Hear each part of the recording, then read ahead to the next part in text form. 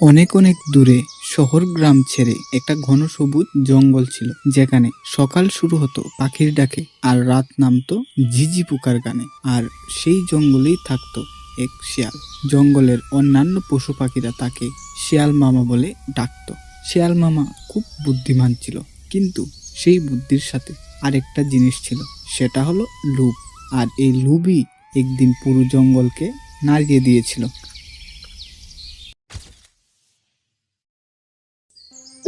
প্রতিদিন দেখি বানর কলা খায়, হরিণ ঘাস খায়, ভাল্লুক মধু খায়। সবাই যার যার খাওয়া দাওয়া নিয়ে ব্যস্ত, কিন্তু কেউই আর কোনো রোজগার করে না, কেউই বড়লোক হয় না। কিন্তু আমার সাথে এটা হতে দেব না। আমার মাথা আছে, আমার বুদ্ধি আছে। আমি এমন কিছু করব যাতে পুরো জঙ্গল আমার নাম জানে।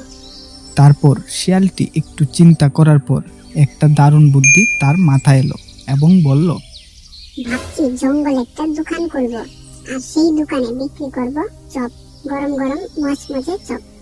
এই ভাবনা মাথায় আসার পর সে ঠিক করলো আর এক মুহূর্ত দেরি নয়, কালকে সকালেই জঙ্গলের মধ্যে একটা চপের দোকান খুলে ফেলার।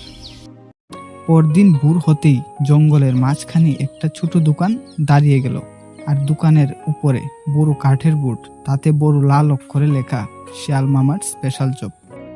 এসো ভাই এসো, গরম গরম মচমচে চপ খেয়ে যাও। যারা শক্ত হতে চাও, দৌড়ে জিততে চাও, চলে এসো আমার দোকানে। এই চপ খেলে শুধু পেট না, মনও ভরে যাবে তোমাদের।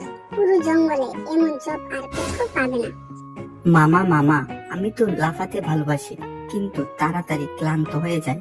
তোমার এই চপ খেলে সত্যি কি আমি আরো ফাস্ট লাফাতে পারবো? আরে বানর শোনো, এই চপ শুধু চপ না, এটা শক্তির ভান্ডার। এই চপ খেলে তোমার পা ছুটবে হাওয়ার থেকেও জোরে। তারপর বানর চপ খেতে লাগলো এবং চপ খেয়ে বলল, ওরে বাবা, এত দেখছি চপ না, এটা তো জাদু। এক কামড়েই মাথা থেকে লেজ পর্যন্ত এনার্জি ছড়িয়ে গেল। দোকানের সামনে সব পশু পাখিদের লাইন পড়ে গেল। হাসি, গল্প আর খাওয়ার আনন্দে পুরো জঙ্গল মুখর হয়ে উঠল। কিন্তু অন্যদিকে জঙ্গলের রাজা সিংহ এই সব কিছু চুপচাপ দেখছিলেন। শিয়ালকে আমি খুব ভালোভাবে চিনি। সে বুদ্ধিমান ঠিকই, কিন্তু তার বুদ্ধি সবসময় ভালো কাজে লাগে না। এত সস্তায় এত ভালো চপ, এর পিছনে নিশ্চয়ই কোনো গন্ডগোল আছে।